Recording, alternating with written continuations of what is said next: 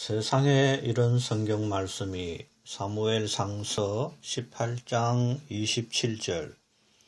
다윗이 일어나서 그의 부하들과 함께 가서 블레셋 사람 200명을 죽이고 그들의 포피를 가져다가 수대로 왕께 드려 왕의 사위가 되고자 하니 사울이 그의 딸 미갈을 다윗에게 아내로 주었더라.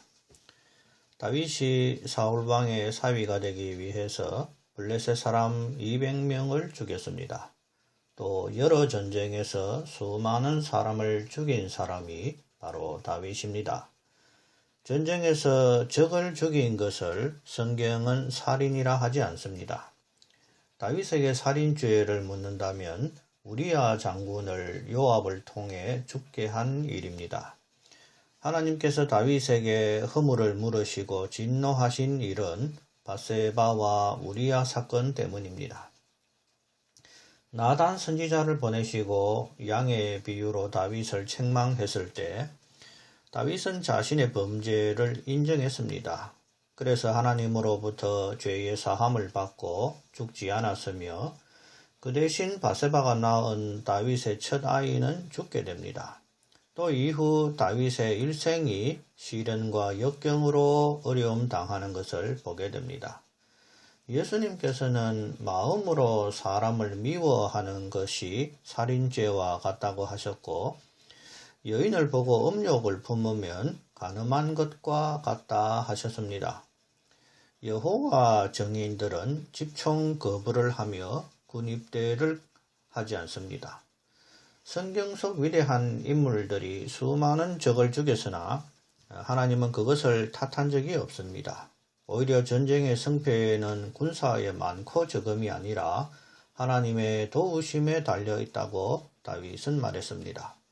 또 사무엘 같은 선지자도 사울 왕이 하나님의 말씀을 어기고 못 죽인 아각 왕을 사무엘이 직접 쪼개어 죽인 적이 있습니다.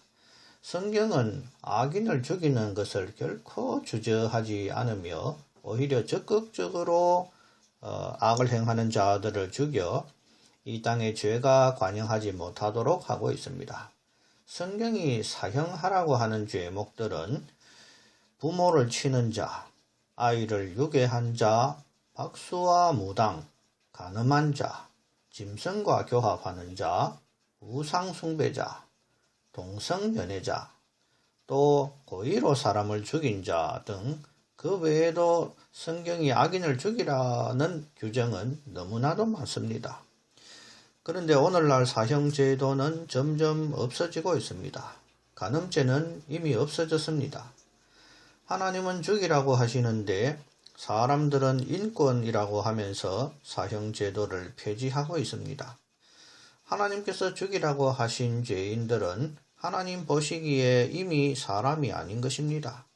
하나님께서 악인을 죽이라고 하신 목적은 크게 경계를 삼아 이 땅에 악이 퍼지지 않게 함임을 알아야 합니다.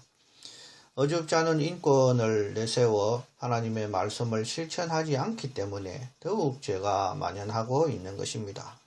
또 하나님이 죽이라고 하신 간음죄인들이 뻔뻔한 얼굴로 자신들의 사랑을 주장합니다. 불륜이 어떻게 사랑입니까? 성경은 하나님을 신랑으로 교회를 신부로 묘사하며 사람이 우상 숭배하는 것을 신랑 되신 하나님을 배신한 것으로 여겨 지옥의 벌로 다스리는 것입니다. 이처럼 하나님은 윤리적이지 않은 성범죄들을 매우 크게 다루며 반드시 죽이라고 명령하고 있습니다.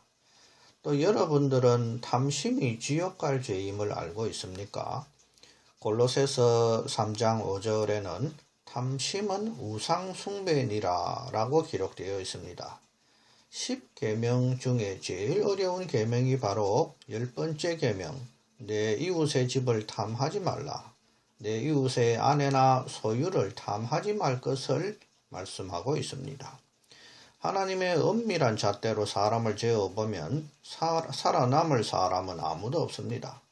아무라도 미워했다면 이미 살인자요, 음욕을 품었다면 간음자요, 탐심이 있었다면 누구라도 우상숭배이니 살 자가 없습니다. 그러나 겉으로 보이는 악인들을 죽이라 하신 법을 보면서 스스로 어렵다 하는 사람들도 크게 겸손해야 할 것이며 결코 죽임 당해야 할 죄인임을 아무라도 잊어서는 안 될 것입니다. 이처럼 죽일 당할 죄인된 우리들을 위해 아들 하나님께서 십자가에 피 흘리시고 은혜로 말미암아 믿는 자들을 어렵다 칭하시고 구원하심이 바로 복음인 것입니다.